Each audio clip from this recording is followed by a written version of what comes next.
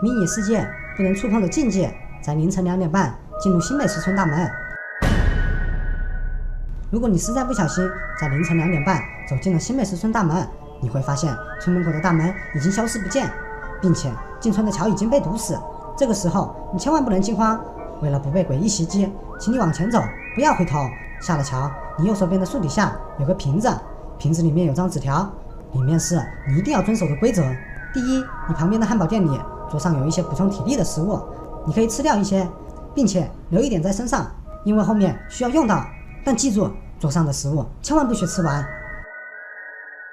第二，你会慢慢路过小王子家，那里面不可以进去参观。如果你看见小王子从家里出来，并邀请你进去，请拒绝他，并立即离开，那可不是真的小王子。第三，拐个弯你会看到葡萄家，你必须在里面待个半小时才能离开，请进去以后务必把门关上。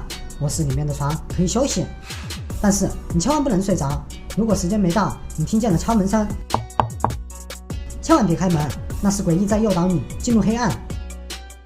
4. 离开葡萄家，你会发现路上有2只拦路的小羊，请把你在汉堡店留的吃的给他们，他们是村子的守护兽。这个时候会有风声吹过，别害怕，是小羊守护了你。5. 接着走，你会路过辣条家，你看见辣条对着镜子在说话，不许打扰他，快走，这里随时有危险。还有，千万别看镜子里的辣条。6. 4点之前必须躲进柚子家旁边的水池里，外面有什么动静都别出来，有人喊你，你也不要理会。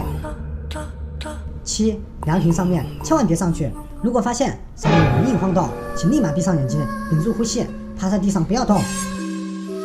8. 奶糖会从家里出来，你跟着他走到汉堡家，目送他进去，但是你千万别跟着一起进去。